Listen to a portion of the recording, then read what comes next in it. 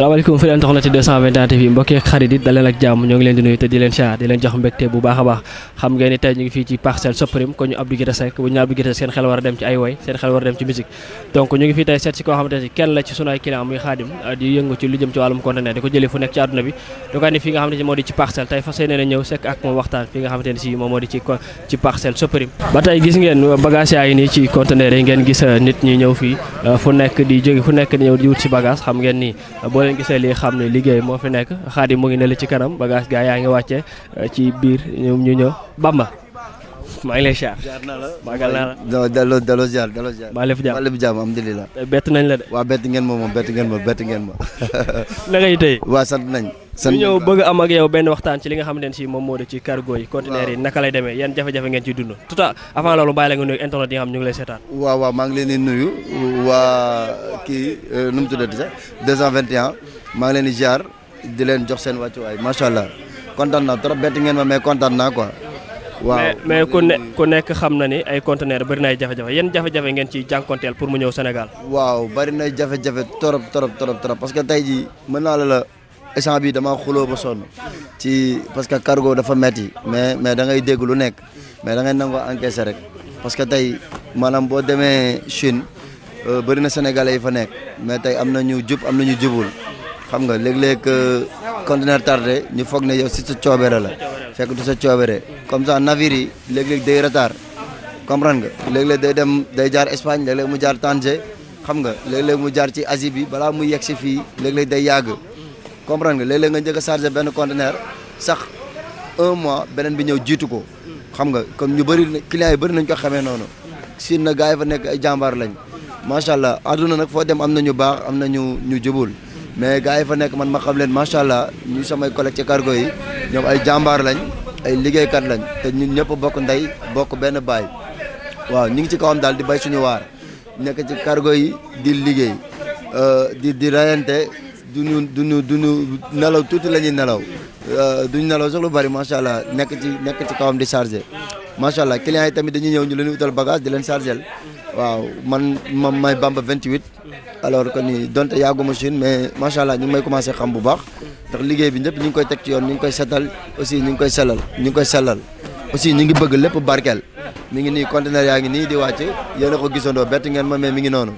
naka ngay liggéey ak Sénégal da ngay dem jëli jaay wala am ñoo xam dañ lay fay nga andi leen seen bagage. waaw am na ci ñoo xam ne si nii man maa leen di jëndal sama propre am ñoo xam ne si nii am nañ doole dañuy ñëw ak seen kattan ñëw ak seen bu ñu mën a defee conteneur am ñoo xam ne si nii amuñu doole bu ñu mën a defee conteneur am ñoo xam ne si nii dañuy ñëw ci groupage da nga leen di dajale ba mat conteneur nga boole leen chargé leen mu ñëw duñ la jox xaalis nag mais di nga def sa point yow mi yor sa cargo bi ba korog ngay boo yegsee après ñoom ñu ñëw jël seen bagage ñu fay la dina bëri ay complication nag parce que léeg-léeg nit ñëw nga ne ko lii ngay fay sax chinois bi defar liste bi mu ne non dama fay loolu waaye mu ne dafa cher mais yow li ngay jànkonteel ci douane bi dafa metti aussi que Sénégal nañu dimbali ci douane bi parce que ndaw yi ñu ngi rayante di bay suñu waar mais nañ ñu dimbali parce que tey lu mel ne Chine tey doomu chinois yi ñoom dañ leen a yërëm dañ leen di jàppale ci lu bari jox leen ay jomtuwaay yokk leen ay moyens pour seen liggéey mën a kii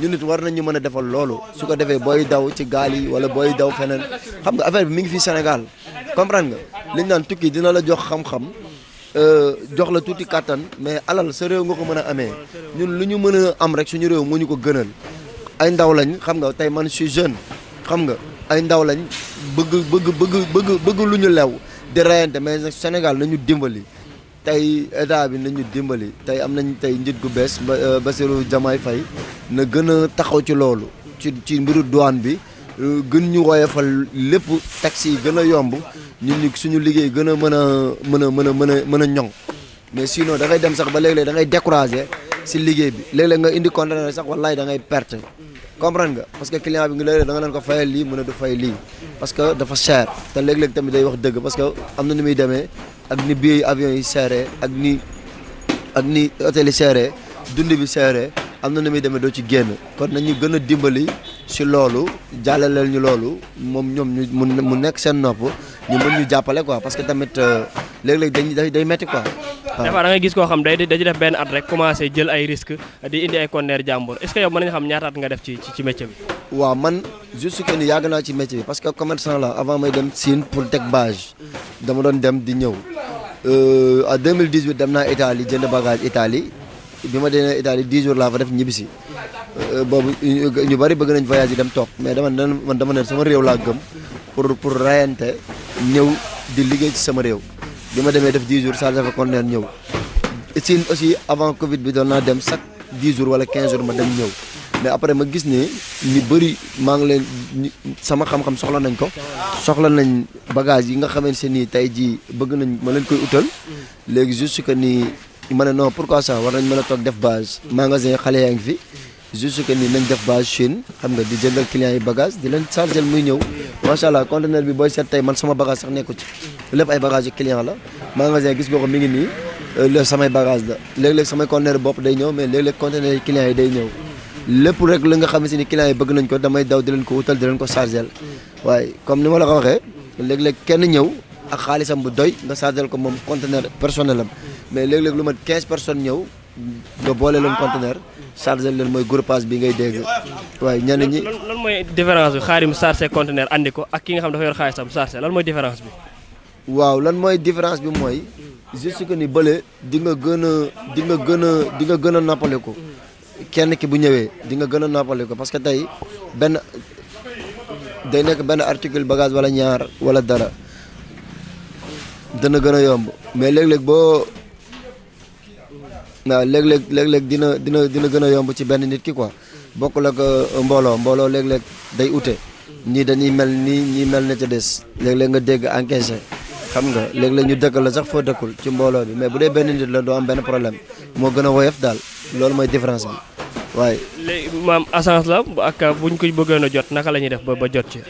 waaw parce que Bamba 28 la mooy moo nekk ci kii bi mais numéro yi mi ngi fi juste que ni képp ku bëgg bagage rek wax dëgg yàlla si nga xam ne amoo xam-xam bi nga war a def amoo kii amoo programme ñun boo ñëwee Chine dinañ la teg ci programme. mën nañ la nga jàllale numéro yi comme ça kii seetaan mën a xam naka lay def ba ñëw ci yow parce que day ñëw uniquement pour Sénégalais découvrir kan mooy Bamba 28. waaw numéro bi moom mooy 77 374 75 29 77 971 03 39 ñaari numéro yooyu mi ngi WhatsApp mi ngi international mi ngi fépp foo ma ci wooyee di nga ma jot loolu du benn problème ci kàttanu suñu borom 24 heures sur 24 boo ma wooyee wala nga message ma di nga ma jot incha allah ku ñëw daal dinañ la jàppale ci lu bari. waaye rek moo am solo ñun war nañ mën a gën a tabax suñu réew war nañ gën a mën a ñoŋ war nañ gën a mën a rayante te tey yéen a ñu ciy àndal te lii mooy li am solo xam nga tey li ngay gis lu bëree bëri ñii di interroger kii di xuloo kii di histoire kii di kii man pour man affaire bi di foofu ñii di yàkkantelu kii nañu wane ne nañuy liggéey xam nga nañuy wane ne li ñuy liggéey man macha allah li ngeen def nii dafa rafet parce que lii rek moom moo jër a jël lii rek moo jar a jàllale ndaw ñi mën ci teg seen bët mën koo dégg waaw loolu rek mooy li am solo mais leneen sax pour man jarul jël parce que xale yi war a jàng nañ jàng ci lu baax quoi nañ roy ci lu baax waaw kon moo tax damay am kontante fas yéene ànd ak yéen 221 ba Chine ñu gën a wane affaire yi incha allah ñëpp gën ci mën a jot di def kontante bu baax a baax waaye. ñu ngi lay jaajëfal. waaw kontaan naa di leen jaajëfal kontaan naa ci yéen macha allah kontaan naa trop jërë ngeen jëf. ayca mu ngi noonu fii mooy place su Khadim frère nuyu naa la. delloo ziar. maa lépp jàmm. sant. ci place bi ngay liggéey. waaw. depuis kay jaay fi. def naa fi 1 mois de. 1 mois kon yow yàgg goo fi. waaw yàgg goo fi. naka ngeen di dundee liggéey bi. mbégte rek. waaw Khadim moom borom baax la. waaw. naka nga nekkee jeune am nekk xale mu jël la teg la ci place ngay liggéey loolu confiance la. waaw confiance la. moom day jàppale jeunes yi quoi. waaw. waaw day jàppale jeunes yi bu baax. jaajëf maa ngi lay bëggee seet naa benn xale bu jigéen bu jox ma salaamaaleykum. maaleykum salaam. mbaa yaa ngi woon. waa tuuti rek. tey ñëw nañu ci place Bamba Cargo 28 fekk la fi nga nekk jigéen lan moo fi nekkoon say tànk. waaw en fait man Bamba xam naa ko depuis xale mais nag bi ma demee Chine laa fa tase ak moom bi may tasee ak moom boobu jàqare bëri na jaxasoo bëri na parce que c'est pas évident ndaw di jigéen dem réewoo réew surtout dëkk bu mel ni Chine rëy xam nga doy waar mais yàlla dimbali ma tase fa ku mel ni Bamba mu dalal sama xel ñemeloo ma jëlloo ma ay initiative yoo xamante ne wax dëgg neex yàlla dafa kawe sama njort boo ko fekkee Chine dina la teg ci yoon dina doxal ak yow fulla ak fayda personnalité carrément di ngeen liggéey li war sa bagage dina ñëw à temps du tardé boole koog wax bu neex boole koog muy dindi alalam di ko def ci yow te xam nga loolu moo jafe. benn question bi may terminer ak yow mooy jigéen ñi nga xam ne ñu ngi Sénégal ak jigéen ñi dem si Chine parce que des fois da nga dégg ñu ni non Chine wala Dubaï jigéen ña fay dem majeure partie bi dañuy taxawal ban tuuma ngay teggi ci kàddu boobu.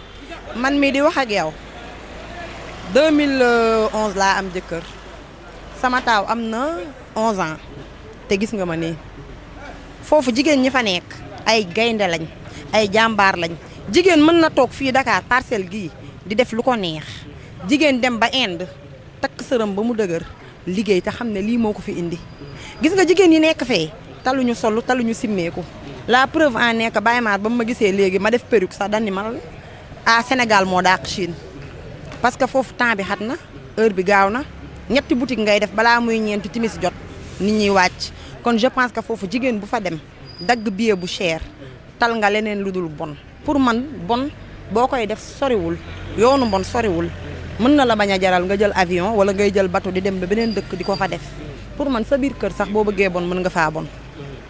tey xale jigéen yi bëgg a dem Chine ku nekk day laajte ku bëgg a dem Chine nan lay def loolu donc loolu yi laay bàyyi expliqué billet Chine ñaata la cher na seerul.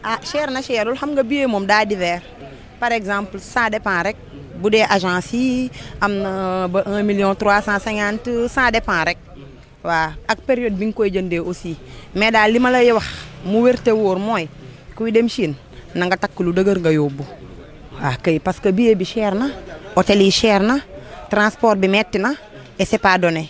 naka ngeen di dundee ci biir Chine parce que Sénégal da ngay dégg ñu ne pays triangle ba ku fi ñëw da ngay nekk freelance si kenn du la sonal est-ce que boo demee ci réewu jàmbur noonu lay demee yéen tamit. Chine yaay dimbaliwul papa dimbaliwul doom bopp sa bopp la ngay jigéen saaku yi ñu génnee di ko wàccee maa ko doon yanu man maa ko doon yanul sama bopp gisuma yaay gisuma papa gisuma rakk chinois bi nii la lay rombee nga koy yanu yëkkatiwu ko pour jàppale la ko parce que dunduñu loolu.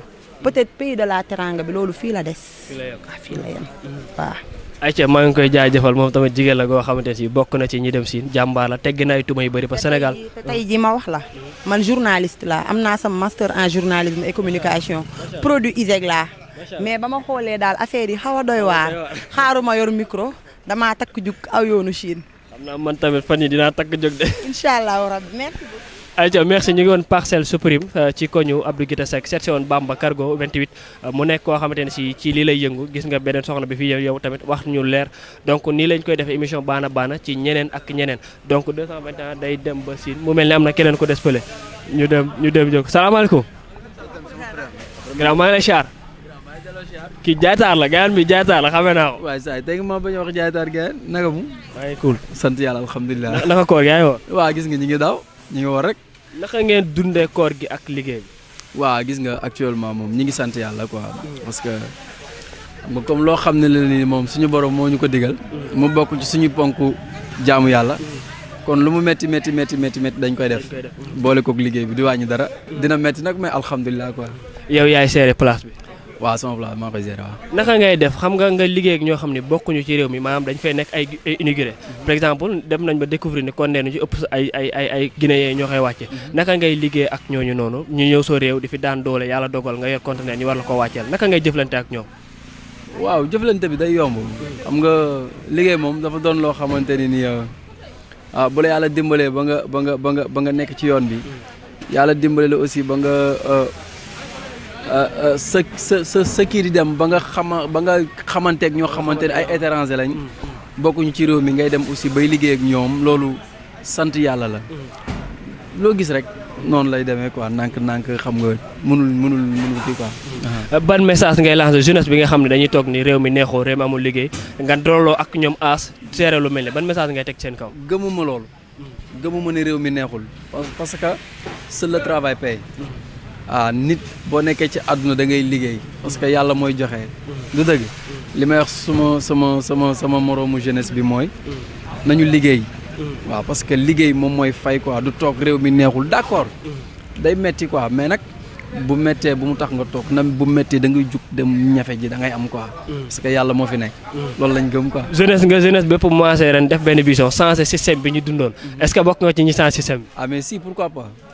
lan ngeen di xaar ci système bi nga xam ne moom la ñuy changer ci nouvel gouvernement bi lan lañ ci xaar. waaw mais yaakaar bi ñu am ci ñoom ba jox leen nañu am ñoom it Pastef boobu ba jox ñu nit li tax ñu jox leen li ñu am quoi. waaw parce que dañoo jàpp rek ne bu ñu leen ko joxee mu nice. waaw aussi ñi ngi félicité bu baax a baax suñu président Bassirou Diomaye di félicité Sonko. ki fi jógee nag muy Macky Sall def na lépp wax dëgg yàlla. tamit waaye moom it ñi ngi koy encouragé di ko wax ne ko def na lépp li mu mën. dem keneen ñëw nanu ñaan yàlla jàmm ki fi ñëw. yàlla defal ñu jàmm ci moom ba lépp lu ñu yaakaar. ayca yàlla nañu yàlla defal jàmm ak waa 221 yëpp maa ngi leen di jaajëfal comme ni nga ko waxee émission baana baana nii lay demee tout le temps ñu fekki ay kàngam ñoo xamante ne si dañuy génn réew mi di andi seen ay xéewal ci réew mi ñuy ñëw liggéey ak ñoom daa mel ni am na keneen ku des frère maa ngi lay nuyu. sa dégrade bi kawe na de. jàmbaar naka moom. lépp jàmm. mbaa dara météo alhamdulilah. naka job bi. waaw ñu ngi nii rek ci kawam gis nga ñun dóor nii rek dóor muy daanu. naka ngeen di dundee bu conteneur day wàcc ak public bi ni ñuy ñëwee ku nekk daw wut si pour ñi daw pour jënd si naka ngeen di recevoir clients yi. waaw clients yi moom li ñu leen recevoir mooy ndànk rek ak dal. parce que moom ku sañoon boo wàccee conteneur say clients ñëw taxaw nga jaay leen ci fair play. ñun noonu lañ ko dundee rek xam nga Bamba 28 business. ni ma koy waxee rek boo demee Chine. cargo ba nekk foofu. nañuy liggéey clients yi fa nekk ñu leen yabal bagage di leen ko indil. maanaam dañ koy liggéey ak ñoom ci xel mu dal ak xel mu sell ak ku ci nekk tey maanaam ni nga bëggee say bagage ñu indee la ko noonu la ñu koy defalee fii Sénégal tamit noonu rek waaw noonu lañ koy doxalee clients yi bu ñu ñëwee tamit am na ci ñoo xam ne dañuy am seen bagage ñoo xam ne dañuy ñëw pour jënd waaw ñi ñëw pour jënd dina leen jaay prix abordable yoo xamante ni si bu ñu demee ñoom it fekkee dañuy jaay waat dañ ciy mën a amaat dara. mais conteneur yi moom amul bu limite moom lépp lay andi moo xam moto frigo lépp la conteneur bi andi. non conteneur bi moom Bamba 28 business bàyyiwuñu dara dañuy indi ba indi téléphone bàyyiwuñu dara dañuy indi greffage dañuy indi daal dañuy indi sac dañuy indi yére lépp la ñuy indi maa la wax loolu. mais ñu ngi lay jaajëfal bu baax. waaw maa ngi lay sant di la gërëm nu mu tuddati sax 221 yéen 221 yéen moom wax dëgg yàlla liggéey bu rafet ngeen fi nekkee gars yi leen suivre di leen bàyyi xel bu baax maanaam te ngeen ko ci yoon te da ngeen koy jaarale ci yoon ñu ngi leen di kontaane di leen bëggee dina wax ne yàlla na doon ay télé waaw yàlla na yàlla def liggéey bi jëm kanam gën a yaatu ba ku nekk gis sa bopp. ñu ngi toog ak sunu yaay nekk ci yaay ci Xaadim ñu fax bëgg a jël ay témoins ci moom yaay booy nuyu naa la. fay naa la. waaye yaa ngi ci jàmm. alhamdulilah. koor gi dara jàmm. wallaay koor Dakar kay moom macha allah. lan nga ñu mën a témoin ci Xaadim. Xaadim sama rakk la ñoo bokk ndey ak baay mais man maay seen yaay maa leen yar. waaw mais rakk ju baax la. ku am yërmande ku am kili ku nangu ñuy lif ko. ci liggéey bi mu liggéey di jëflanteeg ku nekk ci réew mi di dem fu nekk ci àdduna bi di jëlee bagage jëflanteeg góor jëflanteeg jigéen lan ngeen ko ci encouragé ci loolu. xanaa mu gën a góorgóorlu rek liggéey moom macha allah li muy def nii mën na ko parce que ñun dañ koo doon mais nag ki nga xamante ni moo tax ñu xam liggéey bi mën ko muy suñu papa ju baax waaw El Hadj Bara Faye bu baax koo xamante ni macha allah wax dëgg yàlla te jub la ñu jàngal liggéey jaamu yàlla loolu lañu jàngal. lan ngay dolli Xaadim moo gën a yokk góorgóoram ak fullaam ci ñi nga xam ñoom lay jëflante ndax Sénégal xam nga ni buñ la joxee fukki dërëm dañ lay takkali pot. waaw mais nag góorgóorlu rek te li ñu sañ papa ji jàngal ma doon wax léegi ne yàlla na yàlla yokk fanam waaw wéral ay cëram mooy jub ba pare te loo wax nit mu nekk dëgg waaw liggéey moom neex na lool mais da ngay jiital boo jubee te loo wax mu nekk dëgg rek yàlla mën na laa dimbali te loolu la ñu yare te moom mi ngi ci na góorgóorlu gën a góorgóorlu ñi mu seqal di leen indil seeni bagage ñu góorgóorlu ci ñoom ci lépp yàlla dimbali ko ndax yàlla moom mooy kattanal suñu borom yàlla kattanal ko ba lépp lu mu wax daal suñu borom def ko waaw. ñu ngi lay jaajëfal yaa ok yàlla baax na jërëjëf. acca mu ngi noonu Bamba 28 business la ñu ñëwoon seet si mu nekk koo xamante ne si ndaw la ànd ak i frère am di liggéey fii ci Sénégal di jëleel fu nekk nit conteneur di ko andi fii ci Sénégal uniquement pour taxaw nit ñi mu doon jàmbaar ñuy ñaan gars yi ñu gën ko teg loxo gën ko dooleel noonu la woon fii ci Parcelles Suprême koñ Abdou Guité Seck émission baana tey Bamba lañu am suñu premier numéro bientôt dañ la jox keneen du yàgg dara merci beaucoup 221 à la fidèle internaute jaajëf